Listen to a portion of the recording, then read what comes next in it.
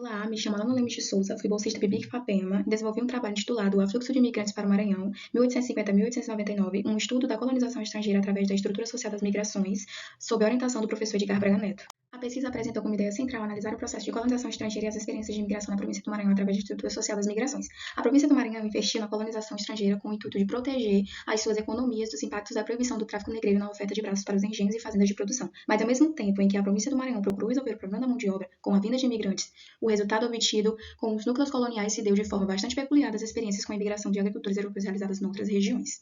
Dessa forma, o nosso trabalho tem como objetivo geral demonstrar as experiências que a província do Maranhão teve com a colonização estrangeira através da estrutura social das migrações. Para isso, nós analisamos documentos e arquivos relacionados à província do Maranhão, sobretudo acervos digitais, frisando as informações referentes às experiências adquiridas com a corrente migratória, identificamos bibliografias relativas a estudos migratórios no Brasil e, por fim, selecionamos os principais elementos que viabilizaram o movimento da colonização estrangeira no Brasil, apresentando, essencialmente, o fluxo migratório para as regiões maranhenses. Este estudo foi realizado a partir de documentos e arquivos sobre a província do Maranhão, especialmente os relatórios presidenciais provinciais. Além disso, foi realizada uma pesquisa bibliográfica sobre os principais estudos de historiadores referentes aos processos migratórios. Como embasamento teórico, foi utilizado o livro Evolução Política do Brasil e Outros Estudos, de Caio Prado Júnior, 2012, especificamente o capítulo intitulado A Imigração Brasileira no Passado e no Futuro. As ideias desta pesquisa são fundamentadas também a partir do estudo sobre a ideologia da decadência, leitura antropológica, uma história de agricultura do Maranhão, de Alfredo Wagner, e no texto Falta de Imigrantes, um aspecto do atraso nordestino, de Peter Eisenberg. Como resultados principais das atividades desenvolvidas na pesquisa, podemos afirmar, segundo o estudo feito à obra de Caio Prado Júnior, que a imigração europeia foi um modelo de corrente povoadora para o Brasil, assim como um sistema de atrair colonos para empregar-se na agricultura, tal como consta nos documentos e relatórios dos presidentes provinciais do Maranhão no século XIX, período que, segundo Hobsbawm, marca o começo da maior migração de povos na história. Durante os últimos séculos, a população brasileira se formou pelo afluxo da corrente migratória europeia. No contexto da transição do trabalho escravo para o livre, a ameaça da extinção do tráfico africano sucedeu à falta de braços para as lavouras. Logo, foi necessário pensar em uma outra política de povoamento. Nessa circunstância, a colonização e imigração estrangeira aparecem como forma de suprir a escassez de braços nas províncias. Assim, a instalação de colônias foi uma estratégia de substituir o problema da carência de braços.